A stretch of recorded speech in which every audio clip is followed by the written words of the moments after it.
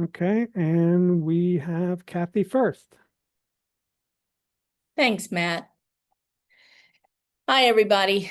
I'm Kathy Evans. I'm a reference and archive librarian here in Shenandoah University in Winchester, Virginia. I became a reference librarian in 2019, but I've been with the institution since 2008 when I was hired as a library assistant. I've always been interested in the history of the university, especially since I'm from the area and I have deep roots in the Shenandoah Valley. So along the way, I picked up history about the university. And also today, I'm going to share a bit about what happened before and after I started working with the archive collection, what went well and what didn't with recent archive-based classes. They were history classes, and what we're aiming to do next. Back when the pandemic hit in 2020, we lost all but 4 of our staff. We were a staff of 13. So everyone took early retirement or just left. And I quickly became the go-to person for any archive reference questions. During that time, I had a chance to assist a student with their history capstone project. They were working on the culture of the 60s and integration, which was really interesting. And with that and other reference requests, I got to know the collection better. By 2024, word had spread around the small institute. This is a small institution. It's about 4,000 students. And so being a small institution, word got around that I was the go-to person in the archive. With the sesquicentennial approaching, and we were celebrating 150 years this year, I was asked to serve on a 150th anniversary committee along with a rather precocious student who just happened to work in the provost and president's office, and then a well-liked history professor. So I was eager to serve with those two. And as the archivist, people began asking me all kinds of questions about the archive.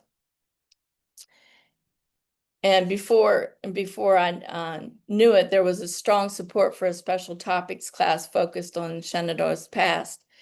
The class was pushed through the curriculum committee, and this became the very first course, as far as I know, to use the archive and its primary sources.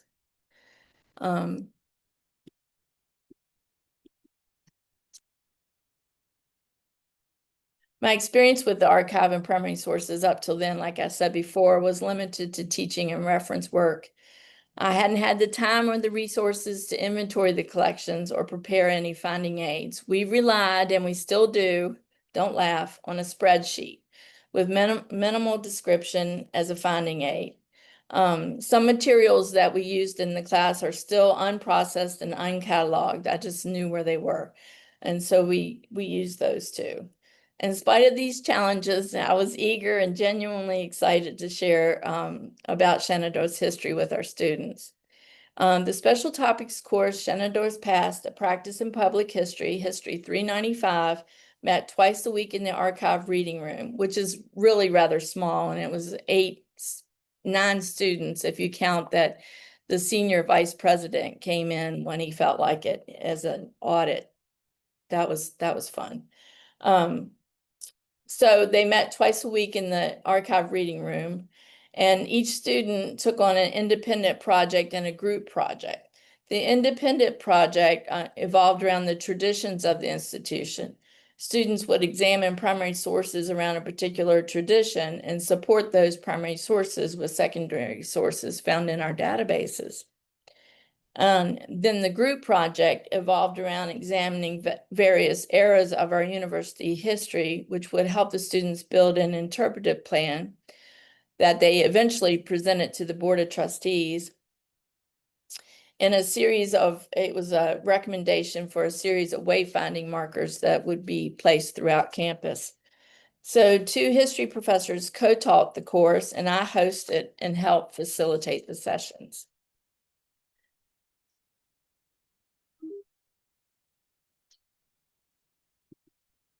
Whoops.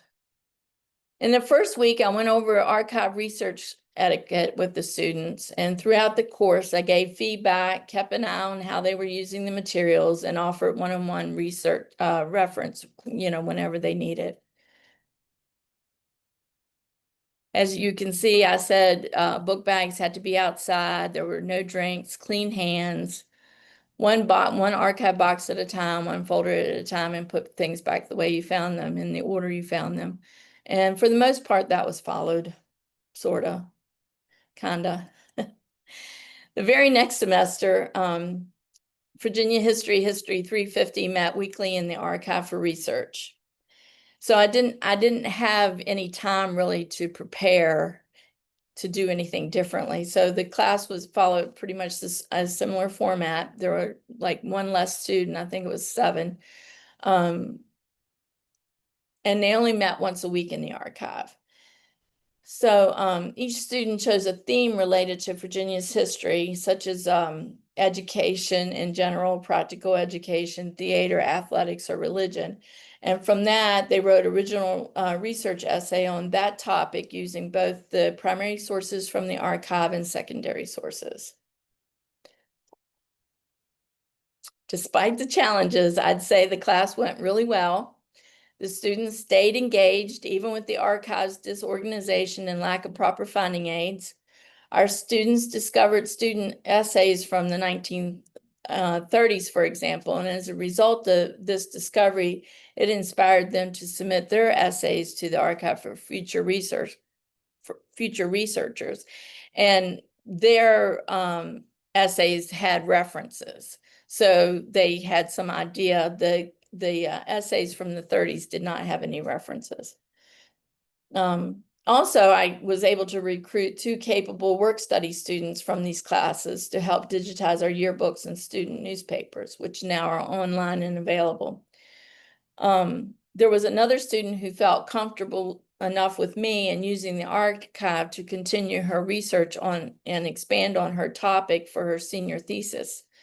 So by taking the risk of providing access to the archive in the mess, like I said in the title, we were able to deepen our understanding of the university's history and explore it through the perspectives and research of our students.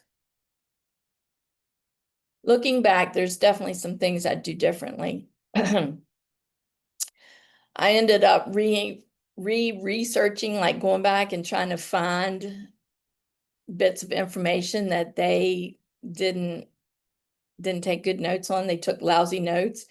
And so I kind of felt like a short order cook. I'd take down their order and then I'd go back in the archive and try to find, where they might have found this information. So that was a little hectic. And then the next time I would insist that archive research basics be required and a part of the graded part of the assignment. And I'd also limit archive access to 3 people at a time and suggest maybe staggering the appointments over several weeks because the reading room is small. It's not built, and there's only one large table in there. It's not built to lay out materials for 8 students. And probably one of the most important things I do differently is respecting students' privacy in archive records, especially regarding any disciplinary records, even if they're decades old. And I kind of did that with the Capstone student when I realized that we were looking at things that she shouldn't be looking at names. So I redacted some of it and was, started to follow better practices. So stepping into this role, it definitely came with its challenges, but I really am happy I took it on and I learned a lot, not just about the archive itself, but what it means to make connections with the students and connect them with the university's history in a meaningful way. And moving forward, I would continue to improve how we use the archive in the classroom and explore new ways to bring our history to future students. And additionally, I plan to inventory the archive and create better finding aids to make, research easier for everybody. And I'd also want to continue outreach efforts and promote the collection, not just in history classes, but across other disciplines as well. So thanks for having me, and special thanks to Matt for volunteering today to do our Zoom. I really appreciate it. And is there any questions? So feel free to either come off mute or put a question in the chat.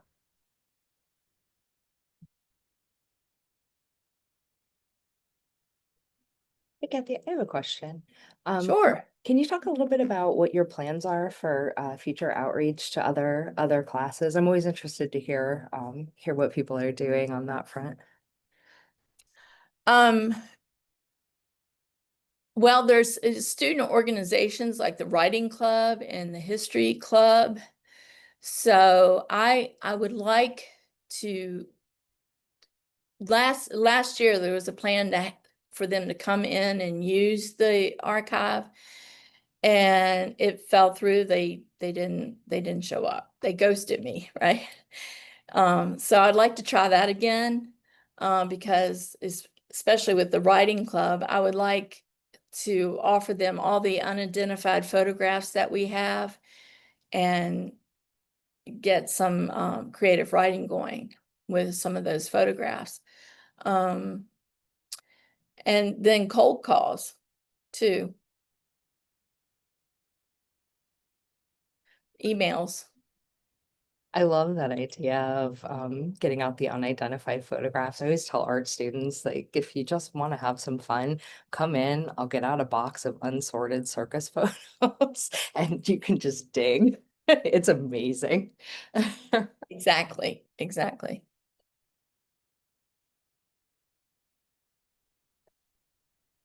Kathy, I have a question.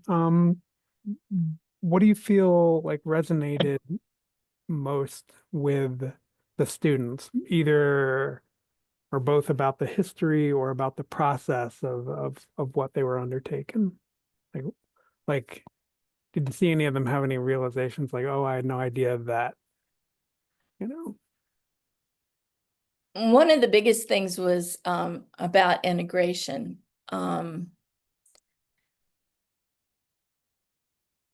So we found out, at first we thought that the school hadn't integrated until after the Civil Rights Act. But we found out that wasn't true, that they had admitted and they kept everything on a DL. They had admitted students before that.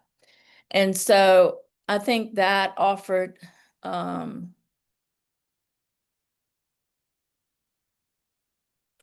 bit of pride for the students to be part of an institution that was more forward thinking than what they originally thought.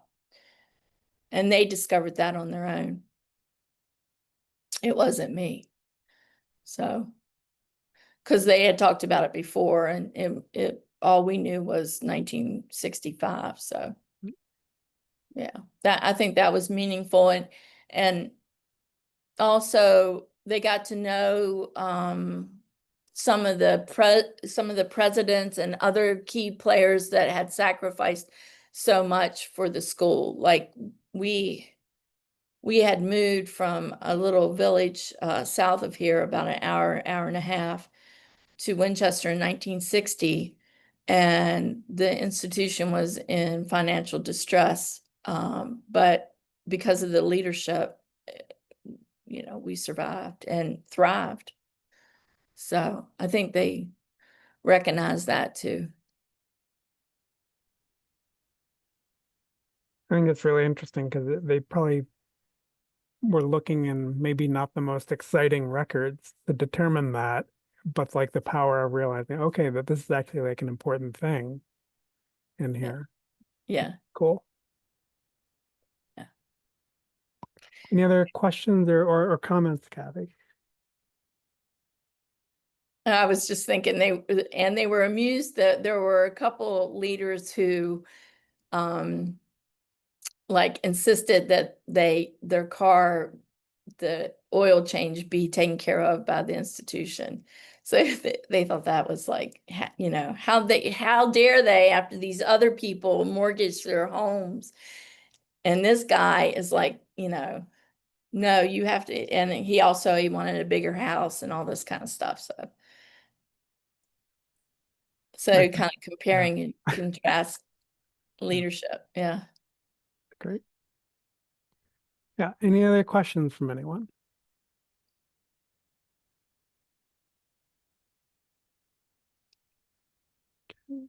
Nothing on the chat. Okay.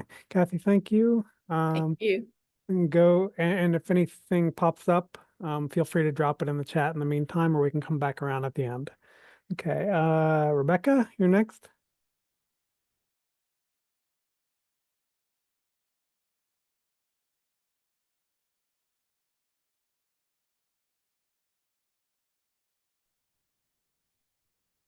So, hi everybody. I'm Rebecca Fitzsimmons, and I'm one of the special collections librarian at Illinois State University. So today, I'm going to share a few semester-long projects that that all center on engaging students in authentic learning through exhibit curation and related work. Oops.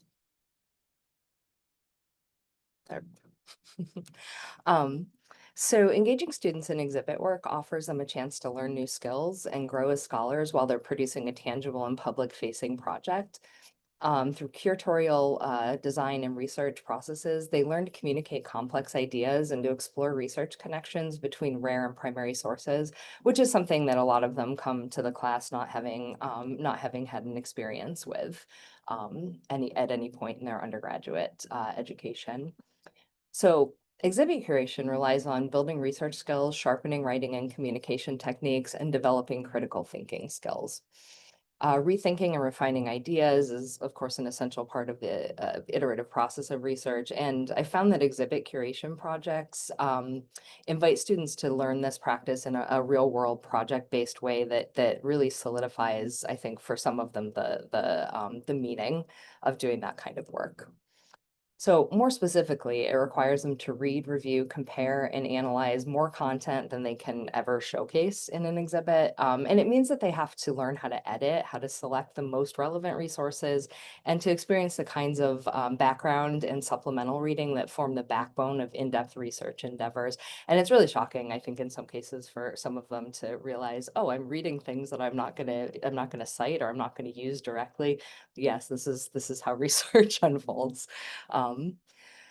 Uh, and then kind of finally, the design and the layout process also allows them to learn about impacts of visual communication in addition to the kinds of written communication that they might be more accustomed to.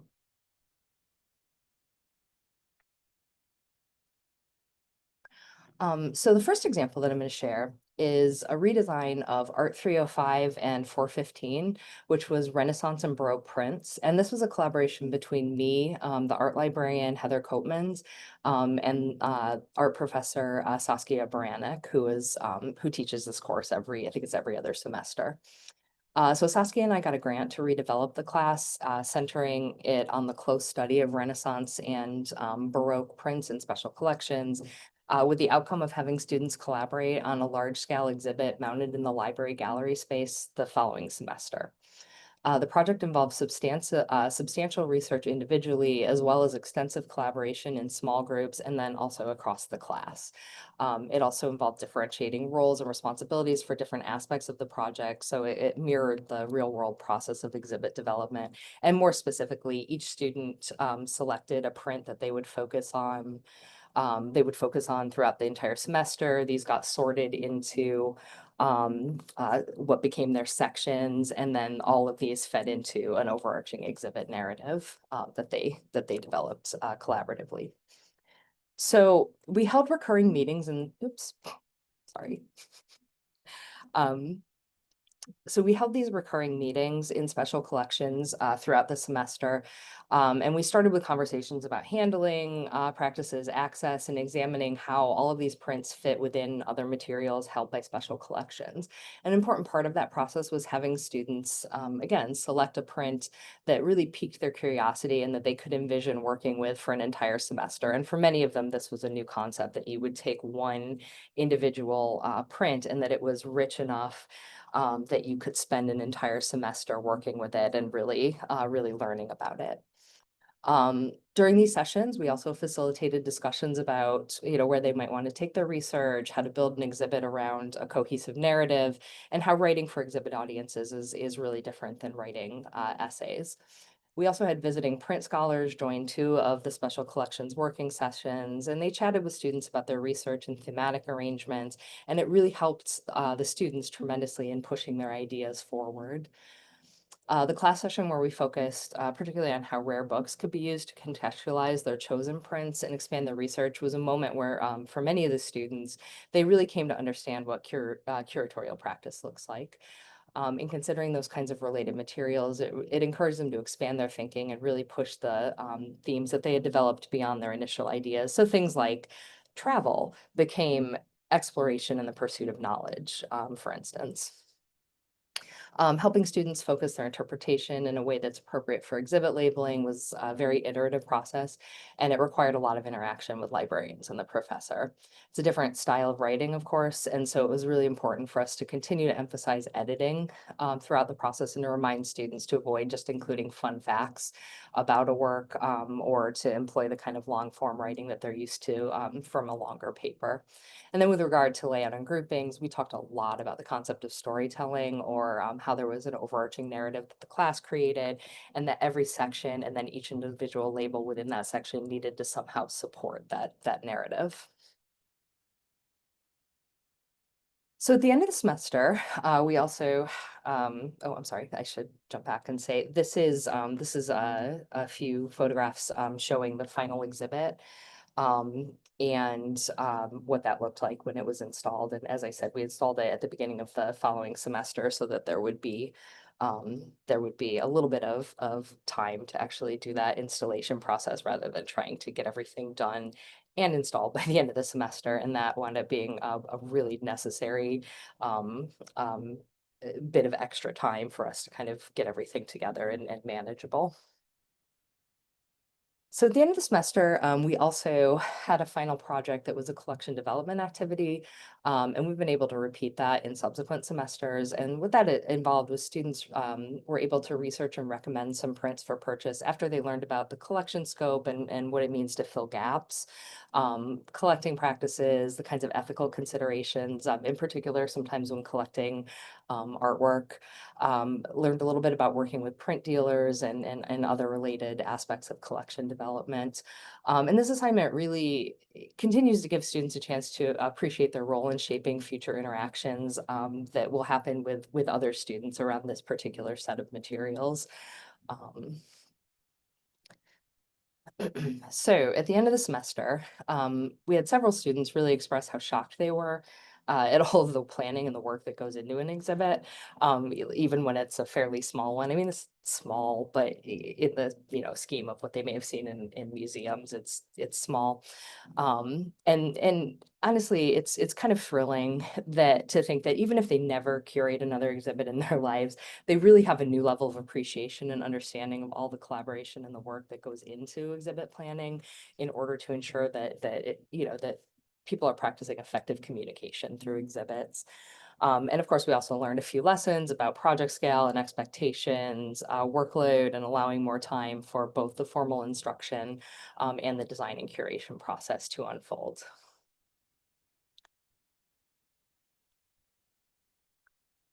And so I wanted to share a few other projects. These happened over the last 2 semesters, and these involve interns in special collections, and the final projects are all exhibit related.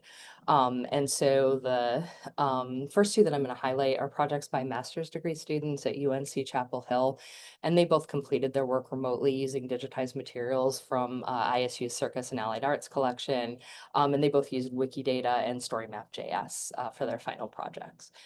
Both interns spent time exploring the collections before settling on the focus of their respective Wikidata projects, which involved editing, expanding in some cases, and sometimes creating entries, new entries for historically underrepresented circus performers.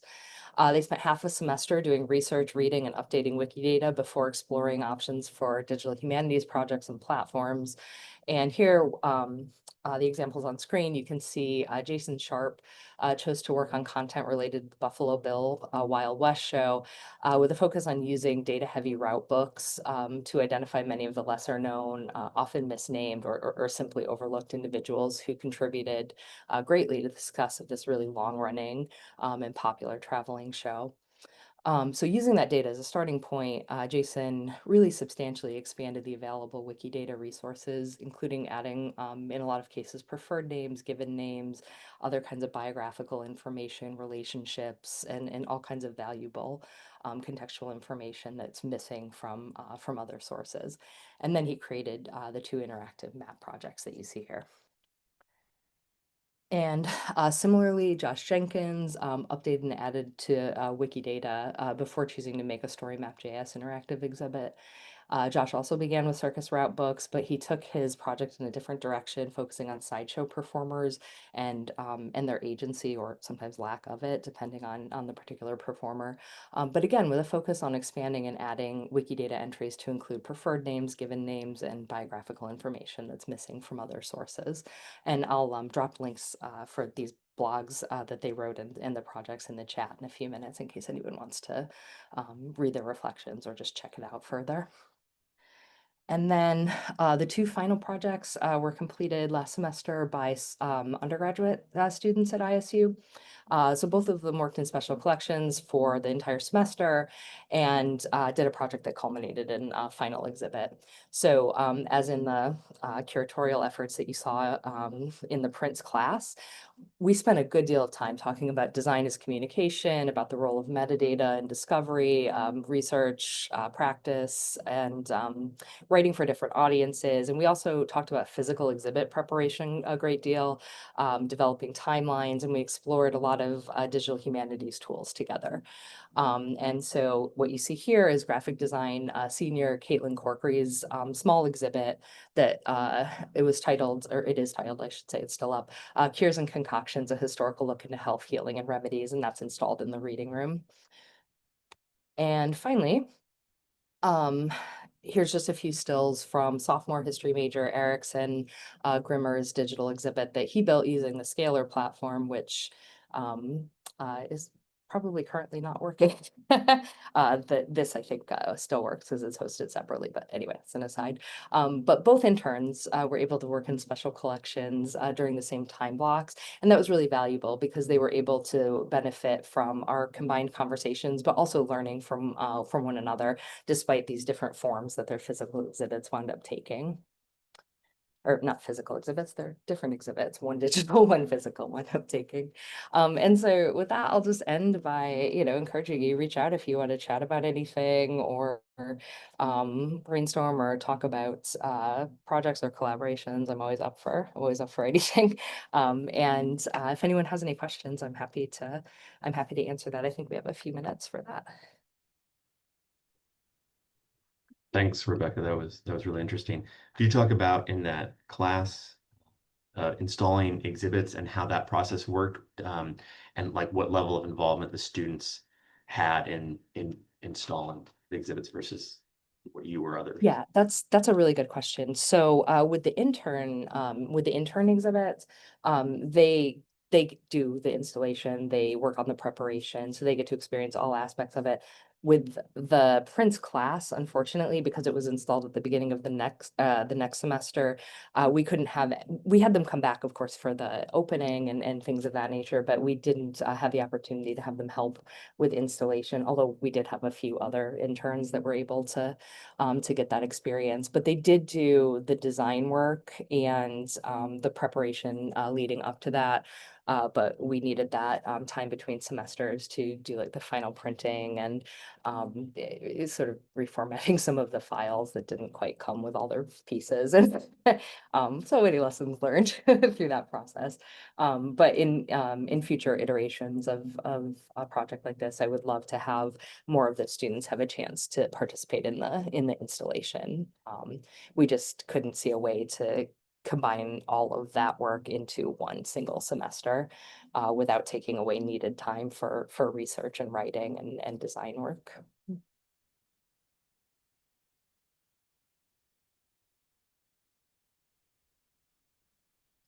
Any other questions out loud or in the chat?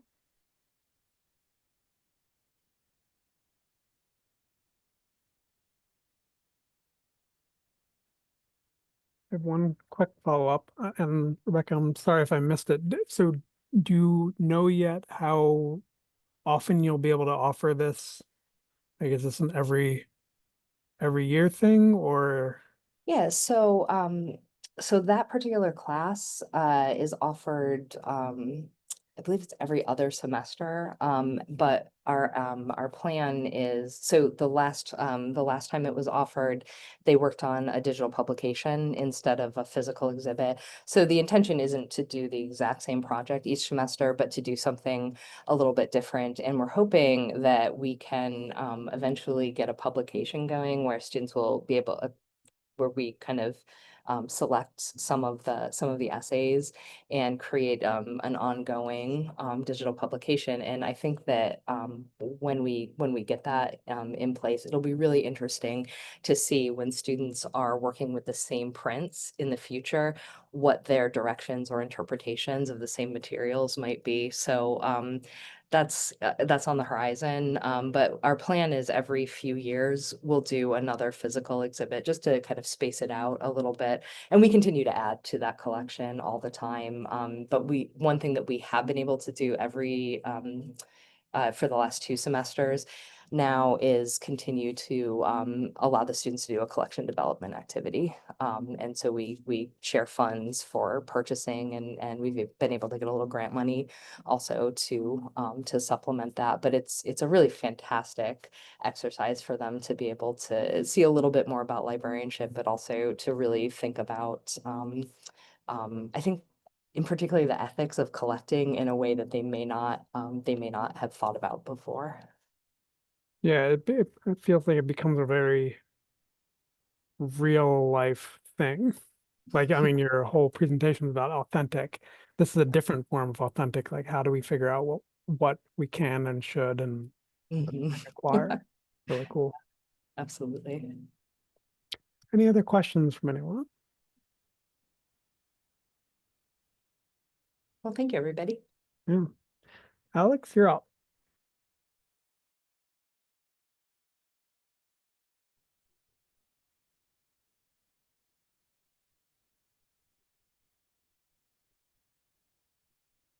Okay, great. Hi, everyone.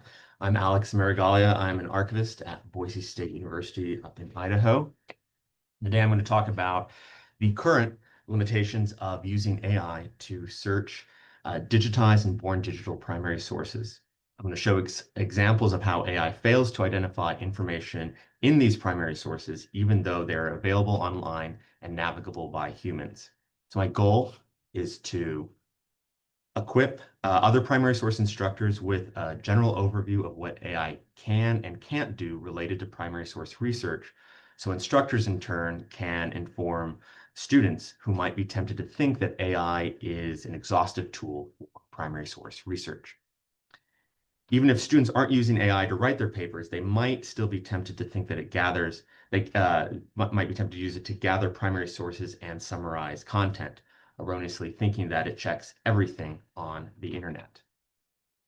As a brief background, last fall, I was able to acquire a ChatGPT education enterprise license through my institution, and I've begun to extensively investigate how ChatGPT searches different types of internet sources. Each year, as an archivist, I teach around 8 to 10 one-shot instruction sessions on primary source research. These sessions tend to primarily focus on Boise State's special collections and archives where I work, but I also cover digital collections outside of Boise State. And beginning this past spring, I really began talking with those students that I worked with about the limitations of using AI specifically related to primary source research. So what are those limitations? 4 main ones: PDFs, open access structured databases, WARC, which are files which are web archive files, and paywalled content. Start with PDFs. So like many institutions, Boise State's special collections, we've digitized all of our yearbooks. They're available in our institutional repository, which is ScholarWorks, which you can see right here. They're all scanned in as PDFs with OCR, so they're searchable within this database. And then when you open up the PDF, they're searchable. So if a researcher or an alum were interested in, for example, the names of the sophomores at Boise Junior College in 1949, they could navigate to this institutional repository, to the yearbooks to find that information, but they can't use AI to find that information. So here is that page from the 1949 yearbook showing, in fact, that there is a list of sophomores from that year. But then here's a screenshot of when I queried ChatGPT to provide the names of those sophomores. It can't do it. It sort of hints at where it should be, but it can't give me that exact list of names, even though it's available right here, clearly in a digitized PDF that's freely accessible.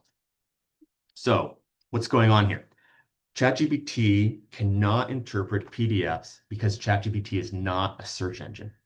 It cannot independently search within PDFs on the internet.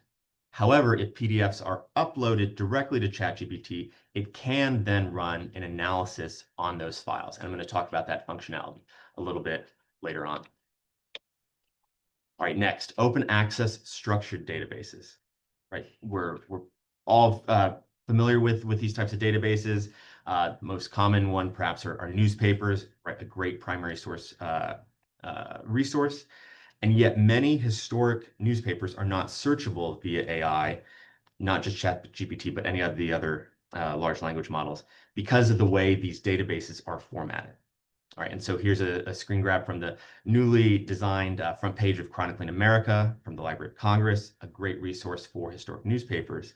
But, and this is freely available, but ChatGPT and other AI platforms cannot search the content of the digitized newspapers for the same reasons that ChatGPT can't directly access PDFs.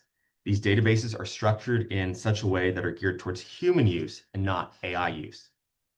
These databases understandably prioritize presentation, user interface, user experience, and preservation over machine learning ingestion.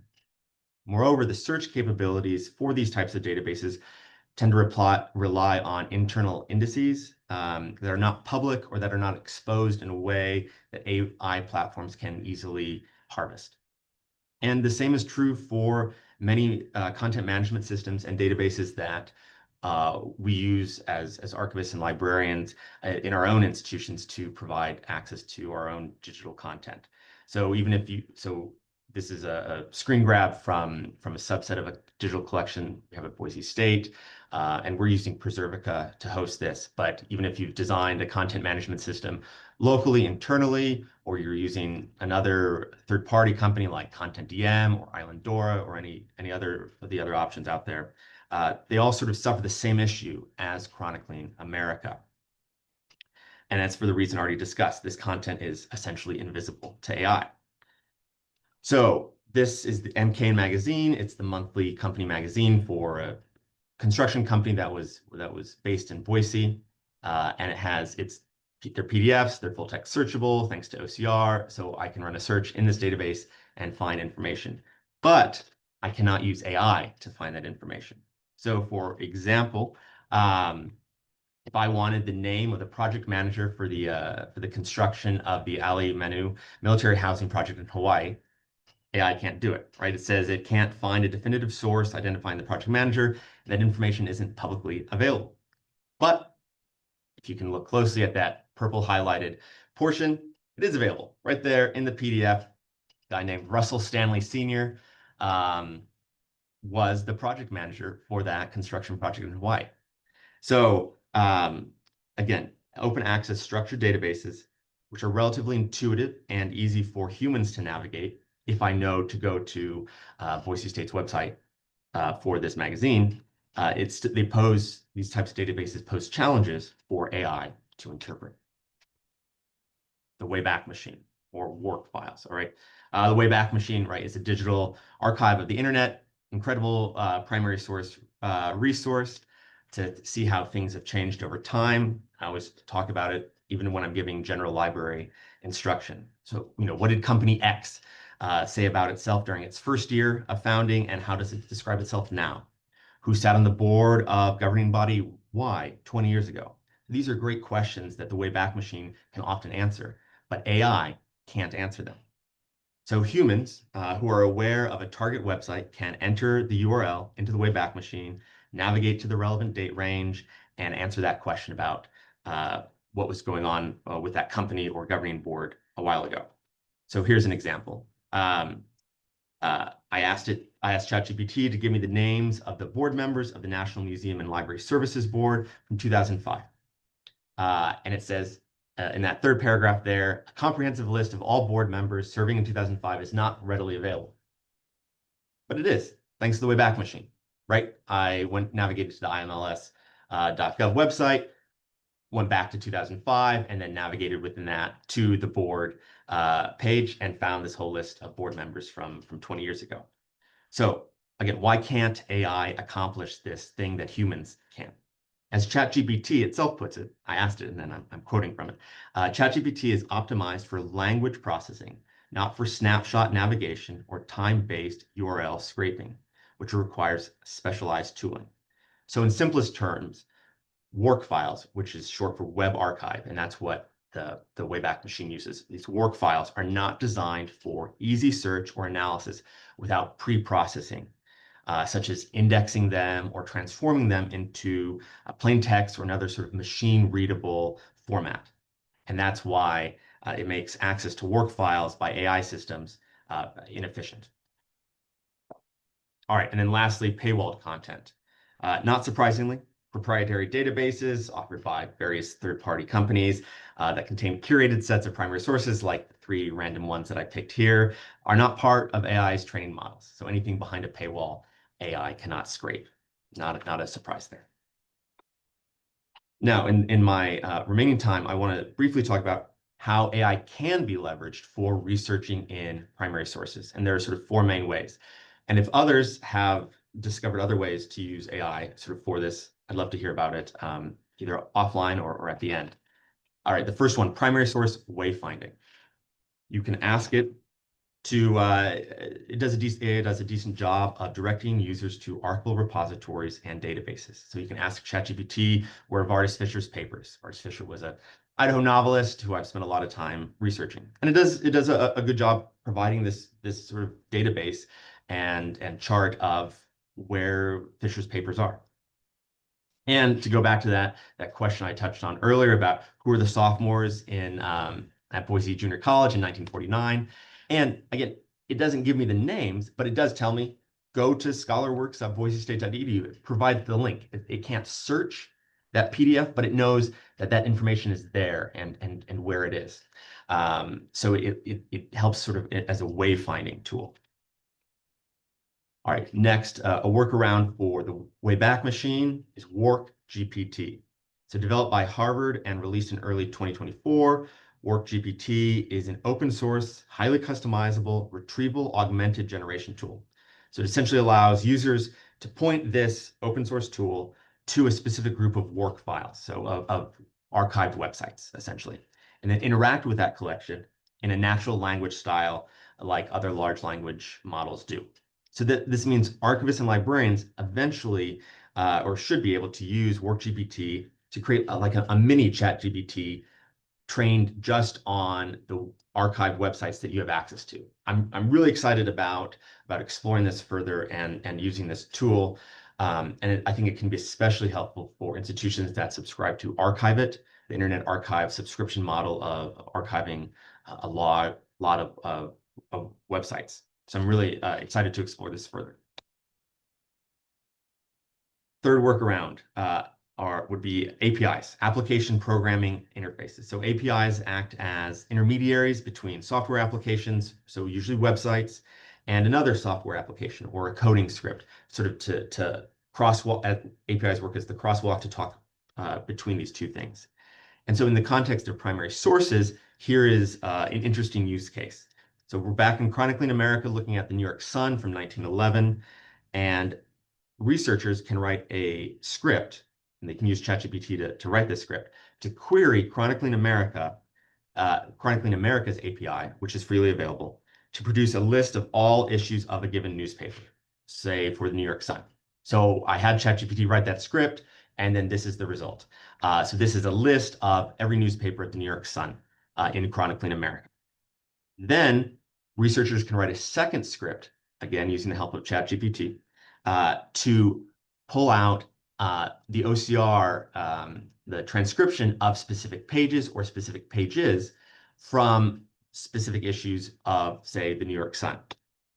So here on the right of the screen is the result of that script, pulling out the start of the OCR of that digitized page on the left. And just to be clear, in Chronicling America, that OCR's text is not, it's not native, it's not available within that. It's not like if you scroll down, that it's not in the metadata right there. So writing that script to extract the OCR text can be really helpful to then do further analysis on it. Now, obviously, I want to point out that transcription is poor quality of this 1911 newspaper. I've done, and that's another limitation of AI. I've done a lot of testing of AI, of using ChatGPT for transcription, and I found that if the scan is really good quality, it's crisp, it does a really excellent job. I found an even better job than, say, Abby FineReader or Adobe Acrobat. And you can even tell ChatGPT to take sort of a 3-columned article and put it into paragraph form, right? That's often been, in my experience at least, an issue with transcription and OCR documents, is that, well, OCR doesn't understand the multiple columns, but putting into ChatGPT, again, with a good transcription, a good scan, it tends to do a pretty good job. But this is just I sort of want to give a taste of what could be possible to quickly extract the transcriptions from a bulk of newspapers, again, from a structured database like Chronicling America. All right, we're back to the 1949 Boise Junior College yearbook. Again, right here's a list of all the sophomores. If I download the PDF from our institutional repository and then upload it into ChatGPT, like I've done in this screenshot, and then instructed it to provide a list of sophomore students, it does it. So when it's given a targeted PDF through an upload or through a really specific link, and you tell it to analyze that, it can do that. So this is important and helpful to know that it's more time consuming, but if you've already previously obtained a group of primary sources and you want to analyze them, ChatGPT can step in and do an analysis. So as you can see here, we do finally have the text, the extracted list of sophomore names for the 1949 yearbook. All right. So what's this common thread of what primary sources AI can search? Freely available on an internet web page and in a machine readable text format, and written in a recognized natural language. So archaic scripts or obscure dialects aren't supported. Or they're loaded directly into an AI platform, like I just said, either via direct link or through file uploading. All right, so I fully acknowledge this presentation may be obsolete in 2 years or less, I don't know. But for the time being, it's evident that students or anyone working with primary sources still need to know where to find primary sources and how to search those digital repositories. They need to know what archives are and what we collect. So our teaching of primary sources is not by any means obsolete. And students need to know what types of primary sources are available so that if they do use AI, they're aware of the gaps in the responses. And I encourage all primary source instructors to play around with ChatGPT or other AI platforms to understand for themselves how AI searches, what it can do and what it can't do. And I think that knowing what about AI's limits and abilities can make us better primary source instructors. So thank you very much, and I'm happy for any questions.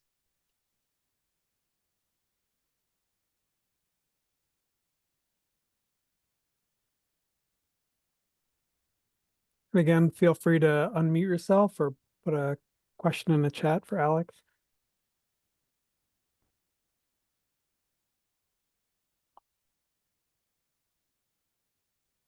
I'm curious, how many of you have played around with ChatGPT, either just to maybe make something more efficient in your own work or related primary sources? And have you found students who are using AI, maybe not to write their papers, but to do research?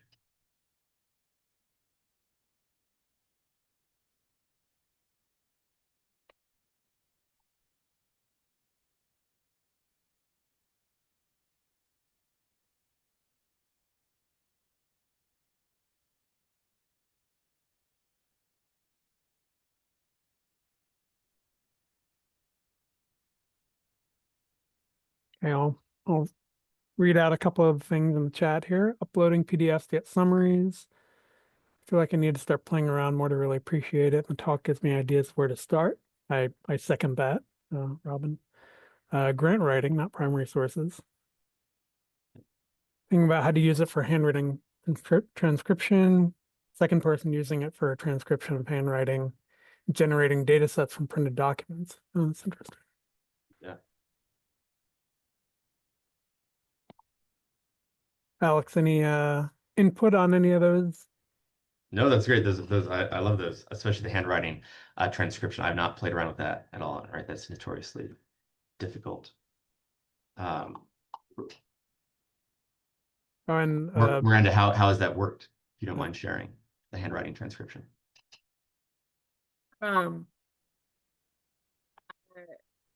Certain ChatGPT does okay.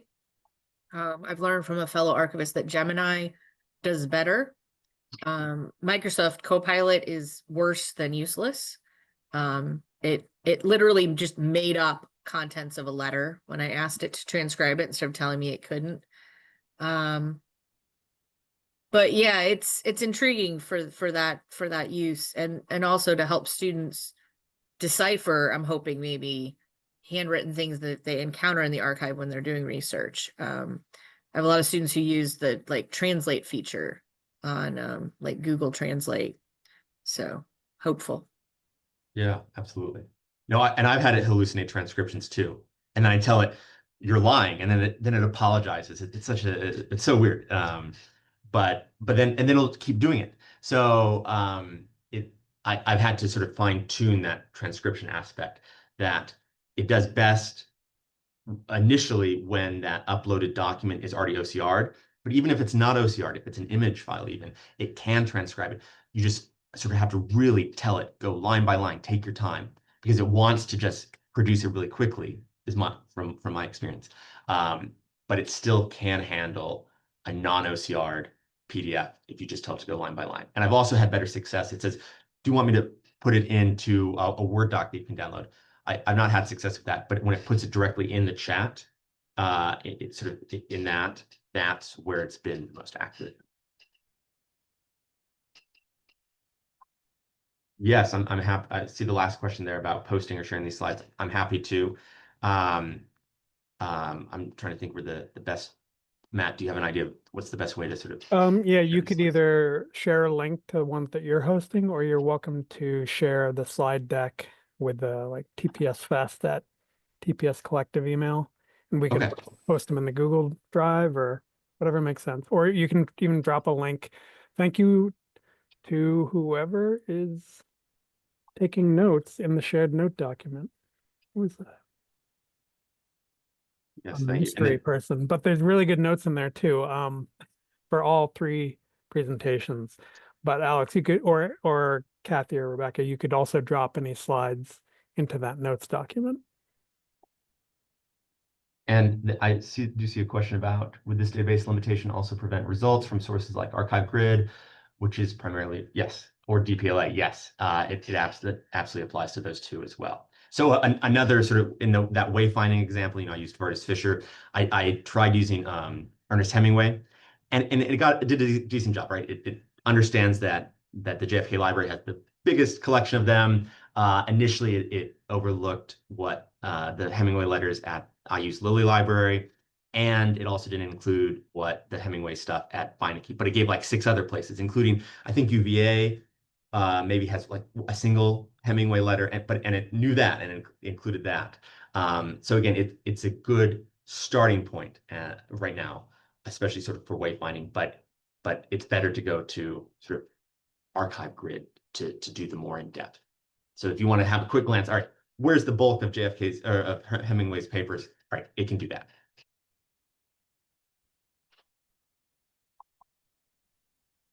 There's also You a know what, comment. Oh. really fast, I'll put in a link to the slide deck in that notes document once I get a shareable link. So I'll pop it in there. Great. And there's another comment hiding in the thread here. Robin saying, wondering about public services applications like FAQs. It seems like a good use for Oh, a absolutely. first pass type of thing. Yeah, absolutely. Alex, I'm curious, in your conversations with teaching faculty, what are their thoughts? I mean, you've outlined some really interesting, maybe future uses for it. But we're also at a point where there seems to be a lot of just outright pushback on anything AI. So I'm curious what that looks like. Yeah, I haven't had really in-depth conversations yet. Honestly, all this has been fairly new within the last 3 months, and so I started talking about it sort of briefly with students back in January, but I had only a cursory understanding. So I'm excited this fall to really introduce this and go in depth, and it's going to become a new component of my construction sessions. So I look forward to talking with faculty and seeing what they think, but I haven't had that opportunity yet. But I'm curious if others have, and if other faculty sort of just, or institutions outright ban it, right? We have strict requirements, as I'm sure everyone does now, about writing with it. But what was really piquing my interest is, just no restrictions on using it to research, yet that's really where it can also come up short. I'd be really interested to hear a follow-up presentation somewhere at some point. Once you really get into this, because it's just such an interesting and rich topic, and I'd love to hear what you experience when you start incorporating it more actively into classes, and how those conversations go with faculty. Thanks. I think that's a great idea. Maybe I'll aim for that for next year.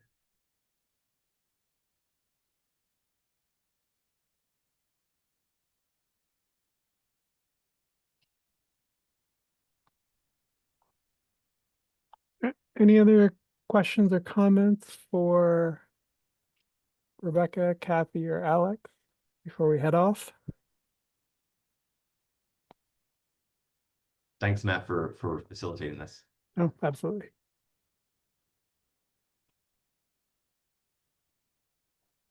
Okay, people are thanking and leaving. Very polite, very orderly. Okay, so the next sessions start in 29 minutes. Hope everyone's picked their next one if you have the bandwidth for the day. And again, thanks to Alex, Rebecca, and